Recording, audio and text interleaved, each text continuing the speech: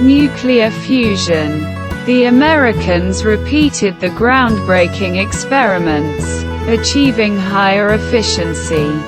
Last year, scientists at Lawrence Livermore National Laboratory succeeded in conducting a controlled nuclear fusion reaction in which a positive energy balance was obtained, i.e., more energy was obtained than was used to initiate the reaction.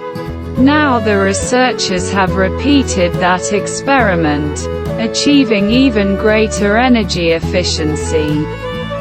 Last December, all the media in the world reported on a breakthrough in the work on nuclear fusion. American scientists managed to obtain a positive energy balance in the thermonuclear fusion process using high-power laser radiation. The energy generated in the fusion reaction was greater, 3.15 megajoules, than the energy supplied to the fusion fuel, 2.05 megajoules. Experts from various institutions unanimously emphasized that this is a great progress in the work on inertial nuclear fusion and an important step towards mastering nuclear fusion as a safe, cheap and environmentally friendly source of energy. On July 30th, scientists again carried out a controlled thermonuclear reaction and, according to specialists, they managed to obtain more energy than last year. While there is still a long way to go to create a reliable, self-sufficient source of energy, repeated experimentation is sure to provide important insights into improving the technology. The U.S. National Ignition Facility, NIF, is located in the nearby Lawrence Livermore National Laboratory. There is a device equipped with some of the most powerful lasers in the world. Experimental programs related to nuclear fusion are carried out at this facility. With the help of 192 lasers and hydrogen isotopes, attempts are made to artificially create even more extreme conditions than those prevailing on the Sun. Hydrogen isotopes are then converted into helium, and large amounts of energy are released in the process. It was in NIF last year that the so-called ignition threshold, thanks to which it was possible to sustain this reaction. In the new experiments, the researchers focused on getting better results. And they succeeded. We can confirm that the experiment produced a higher yield than the December 2022 experiment, said NIF spokesman Paul Reen. He added that detailed results will be presented at upcoming scientific conferences and in peer-reviewed publications. The experiment was repeated on July 30th and its results turned out to be better than in the case of December 2022. While then it was possible to obtain energy at the level of 3.15 megajoules. This time it was 3.5 megajoules. The lasers alone were responsible for delivering 2 megajoules, so a net energy gain was achieved. Nuclear fusion is the process that powers stars like our Sun. Mastering how to control it promises a near-limitless source of clean electricity in the long run using a small amount of fuel. The fusion process fuses atoms of light elements into heavier elements at high temperatures. This generates huge amounts of energy in the form of heat. In many centers where research on thermonuclear fusion is conducted, devices such as a tokamak or a stellarator are used.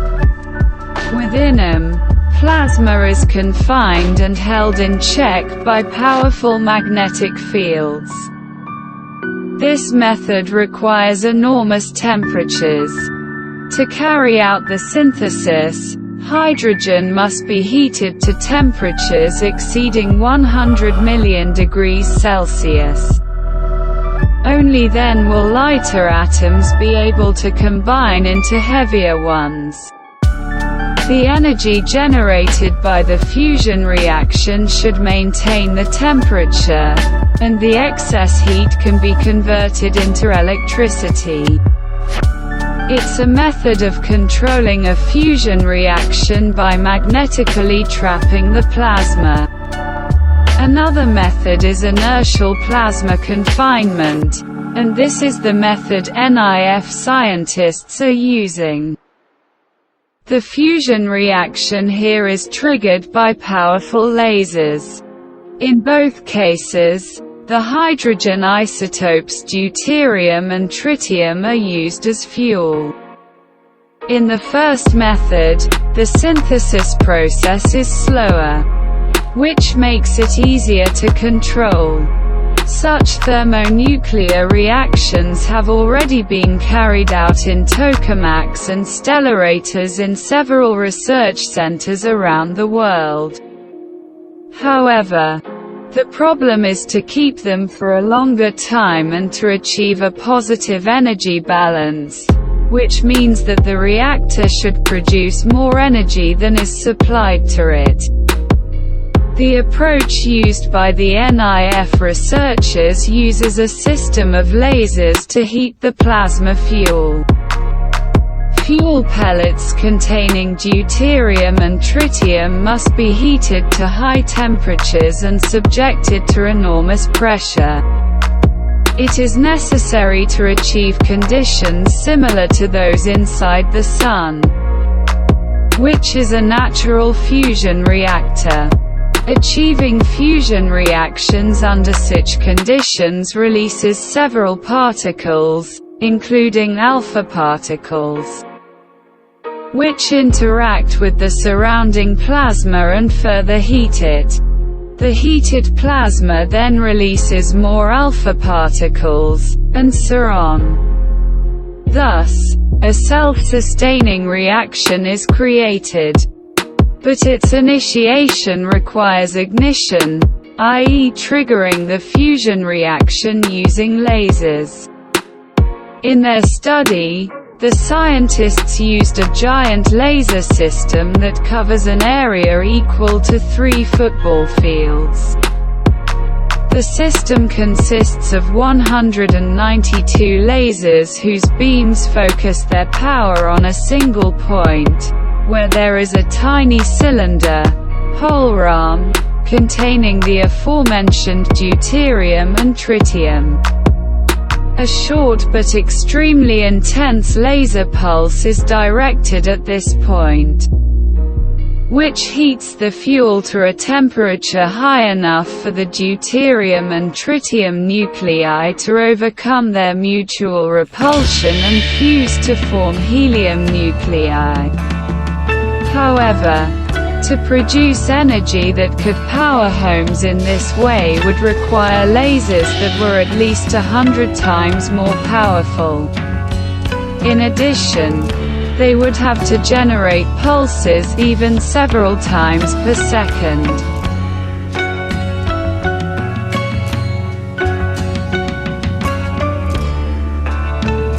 400 ancient tombs carved out of rock have been discovered in Turkey. Excavations near the ruins of the ancient city of Blordos in Turkey have revealed 400 rock-cut tombs dating back to around 1,800 years ago. Valuable artifacts were found in burial chambers. and the walls of the tombs themselves were covered with intricate paintings. Archaeologists suggest that this is not the end of discoveries. A team of researchers discovered the tombs near the ancient city of Blondos, about 180 kilometers east of the Aegean Sea in present-day Turkey. The city was founded in the time of Alexander the Great and existed throughout the Roman and Byzantine periods.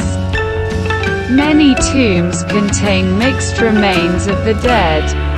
This suggests that families used the same burial sites for many generations, said Birol Can, an archaeologist at Usak University in Turkey and head of the Blondos excavation project.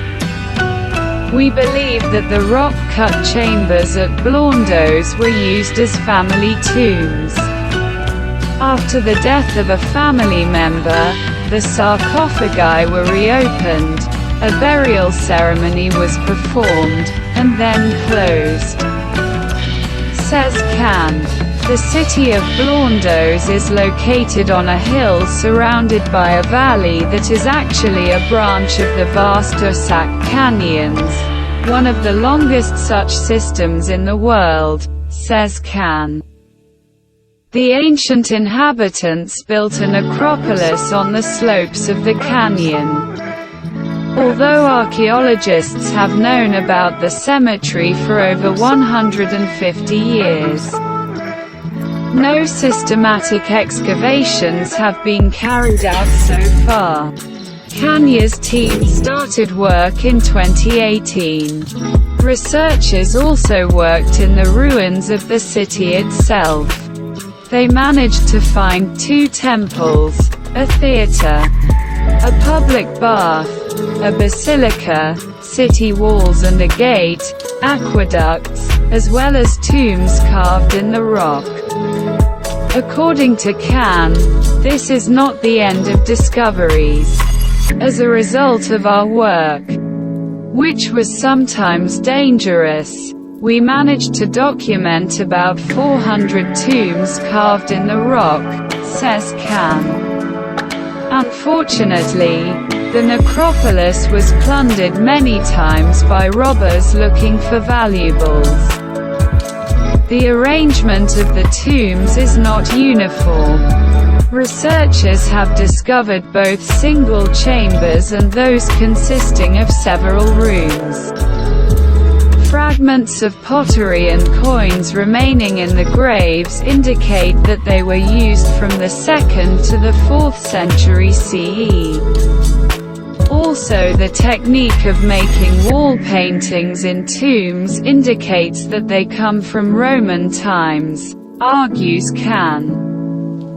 Artifacts have been found in some of the graves that were supposed to help the deceased after death. Among them, mirrors, diadems, rings, bracelets, hairpins, medical instruments, belts and drinking cups. Thanks to similar objects, researchers can better understand the life of the ancient inhabitants of the city. The walls and ceilings of the burial chambers were decorated with colorful, intricate paintings, although many of them have deteriorated over the centuries, says Can.